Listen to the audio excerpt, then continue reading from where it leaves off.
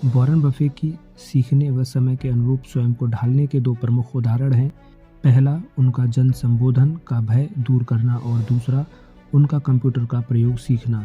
50 के दशक में वॉरेन ने $100 देकर डेल कार्नेगी का एक कोर्स किया, जो उनके अनुसार इसलिए नहीं था कि वो बोलते समय अपने पाँव कांपने से रोक सकूं, बल्कि इसलिए किया था कि जब मेरे पाँव कांप रहे हों तब बोल सकूं। हर वर्ष वर्कशायर के वार्षिक सम्मेलन में वॉरेन बफे लगभग 2000 से अधिक लोगों के समक्ष चार्ली मंगर के साथ एक मंच पर बैठते हैं और बिना किसी पूर्व लिखित सामग्री के सभी प्रश्नों के उत्तर देते हैं। उनके उत्तर एवं संबोधन इतने सरल व सटीक और मनमोहक होते हैं कि सुलझे हुए गंभीर निवेशक का वित्त शास्त्र के महान विचारकों से लेकर पेशेवर अभिनेताओं व वक्ताओं तक सभी उनकी वाक प्रतिभा का लोहा मान लें। सन 1994 में वॉरेन बफे ने कंप्यूटर का प्रयोग करना सीखा, जिससे कि वह देश भर के दूसरे खिलाड़ियों के साथ ब्रिज ऑनलाइन खेल सके। हो सकता है कि भविष्य में वह कंप्यूटर का प्रयोग अपने निवेश के लिए विश्लेषण एवं शोध करने के लिए भी प्रयोग करें। वॉरेन बफे का कहना है कि किसी भी व्यवसाय के अंतर्निहित मूल्य यानी इंट्रिंसिक वैल्यू का अनुमान लगाना तथा उसके उचित तथा थोड़े कम दाम पर क्रय करना निवेश के प्रमुख घटक हैं।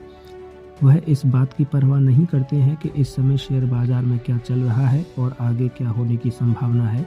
सन 1988 एवं 1989 में उन्होंने कोका कोला के लगभग $1 बिलियन से अधिक के शेयर क्रय किए।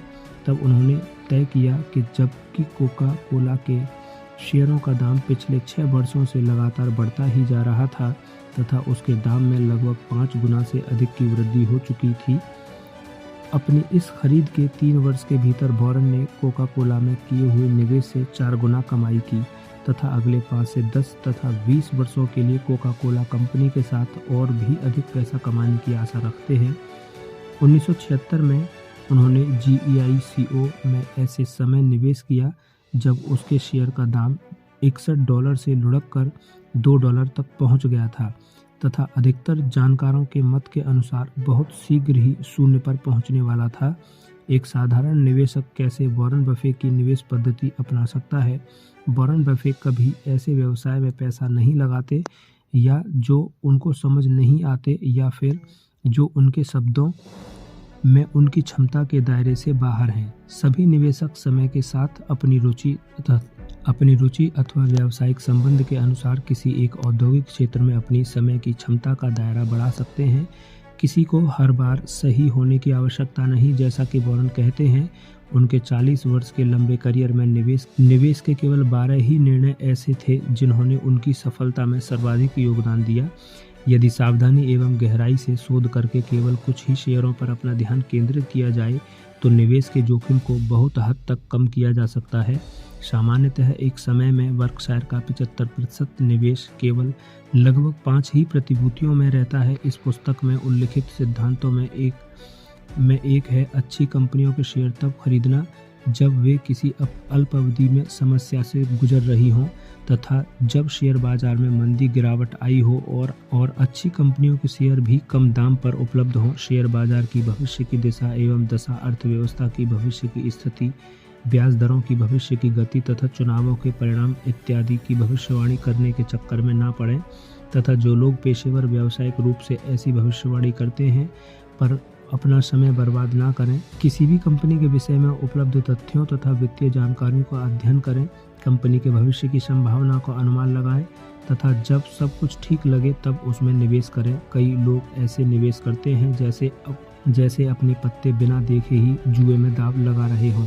यह सत्य है कि GEICO को $2 प्रति शेयर पर खरीदने तथा वेल्स फार्गो एवं जनरल डायनामिक्स को उनके बुरे दिनों में खरीदने का ज्ञान एवं साहस, यह बड़े बड़े विशेषज्ञों के मत के विरुद्ध हर निवेशक नहीं कर सकता, परंतु वॉरेन बफे ने Capital Cities, ABC, Gillette, Washington Post, affiliate publication, Freddie Mac तथा कोका कोला के शेयर भी खरीदे, जिन्होंने वर्कशायर हैथवे को $6 बिलियन से अधिक का मुनाफा दिया, जो कि उसकी $10 बिलियन की कुल शेयर होल्डर इक्विटी का 60% है।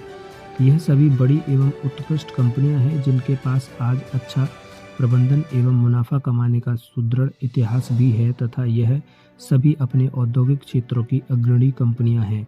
वॉरेन बफे वर्कशायर की वार्षिक रिपोर्ट का प्रयोग केवल अपने शेयरधारकों को ही नहीं बल्कि आम जनता को भी बेहतर निवेशक बनने में सहायता देते हैं। अपने माता एवं पिता दोनों की ओर से वॉरेन के पूर्वज समाचार पत्रों के संपादक रहे हैं और उनकी बुआ एलिस 30 वर्ष से अधिक समय तक एक सरकारी स्कूल में अध्यापिका रह चुकी थी। वॉरेन बफे को व्यापार एवं निवेश के विषय में लिखना एवं पढ़ना दोनों ही बहुत पसंद हैं। जब वह 21 वर्ष के थे तब वह यूनिवर्सिटी ऑफ नेब्रास्का में स्वयंसेवी अध्यापक के रूप में कार्य कर चुके थे। सन 1955 में जब वह न्यूयॉर्क शहर में काम कर रहे थे तब वह काम के बाद स्कॉट्सडेल हाई स्कूल में शेयर बाजार पर एक वयस्क शिक्षा का कोर्स पढ़ाते थे। 60 के दशक के अंत एवं 70 के दशक के आरंभ में वे क्रेटन यूनिवर्सिटी में एक कोर्स निःशुल्क पढ़ाते थे। सन 1977 में अमेरिकी प्रतिभूतियों और विनिमय आयोग SEC ने कंपनियों के द्वारा घोषित सूचनाओं के नियमन का परामर्श देने के लिए एक समिति का गठन किया था। इस समिति के अध्यक्ष एल सामर जूनियर थे तथा वॉरेन इसके सदस्य थे।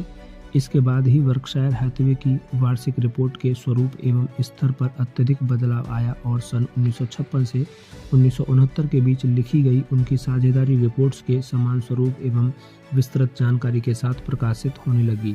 80 के दशक के आरंभ से वर्कशायर की वार्षिक रिपोर्ट उसके शेयरधारकों के समक्ष कंपनी द्वारा निवेश किए गए शेयरों, पुराने शेयरों, बीमा उद्योग का हाल की जानकारी प्रस्तुत करती है। सन 1982 से वर्कशायर की वार्षिक रिपोर्ट में यह जानकारी भी दी जाती है कि किसी कंपनी में निवेश करने के लिए उनके क्या मानदंड है। एक सामान्य वर्कशायर वार्षिक रिपोर्ट में कई प्रकार के उदाहरण, उपमाएं, कहानियां तथा अन्युक्तियों के प्रयोग से शेयर बाजार में निवेश ध्यान देने योग्य बातों को समझाया जाता है। वॉरेन बफे ने वर्कशायर के निहित मूल्य की दूरगामी वृद्धि को 15% वर्ष तक पहुंचाने का महत्वाकांक्षी लक्ष्य रखा है। एक ऐसा लक्ष्य जो बहुत ही कम व्यक्ति उनके अलावा 1956 से 1993 के मध्य कोई अन्य नहीं कर पाया। उन्होंने कहा कि कंपनी के बड़े आकार को देखते हुए ऐसी वृद्धि दर को बनाए रखना अत्यंत कठिन होगा, परंतु अच्छे निवेश के अवसर समय समय पर मिलते रहते हैं तथा वर्कशायर सदा ही अपने पास निवेश के लिए भारी मात्रा में नकदी रखती है और यह कंपनी हर वर्ष वृद्धि भी कर रही है। उनका अपनी इस सोच पर विश्वास वर्कशायर की जून 1993 की वार्षिक रिपोर्ट की पृष्ठ संख्या 60 पर छपे इन शब्दों पर देखा जा सकता है। वर्कशायर ने 1967 में कोई नकद लाभांश नहीं दिया। वॉरेन बफे सदा ही कहते हैं कि वह निवेश पर एक पुस्तक लिखना चाहते हैं, पर आज तक ऐसा नहीं हो पाया। मैं आशा करता हूं कि भविष्य में कभी यह संभव हो पाएगा। तब तक उनकी वार्षिक रिपोर्ट उनकी पुस्तक की कमी को पूरा कर रही है। उनकी वार्षिक रिपोर्ट 19वीं शताब्दी के लेखकों जैसे एडगर एलन पो, विलियम मैकपीस थैकरे तथा चार्ल्स डिकेंस के धारावाहिक अंक के रूप में छपने वाले उपन्यास की तरह ही है। 1977 से 1993 की वर्कशायर की वार्षिक रिपोर्ट बफे की अप्रकाशित पुस्तक के 17 अध्याय हैं और अंतरिम कल में अब हमारे पास द वॉरेन बफे वे भी है, जिसमें रॉबर्ट हैंगस्ट्रॉम ने बफे के करियर का वर्णन किया है एवं उनके जीवन के भाग रहे महत्वपूर्ण व्यक्तियों एवं उनकी निवेश पद्धतियों के क्रमिक विकास का भी उल्लेख किया गया है। इस पुस्तक में महत्वपूर्ण निवेश के निर्णयों का भी वर्णन है जो बफे की अद्वितीय सफलता का रहस्य है। अंत में इस पुस्तक में एक ऐसे निवेशक की सोच एवं फलसफे का वर्णन है जिसने सामान्य जनता को उपलब्ध तरीकों से ही लगातार अधिक पैसा कमाया जाता है।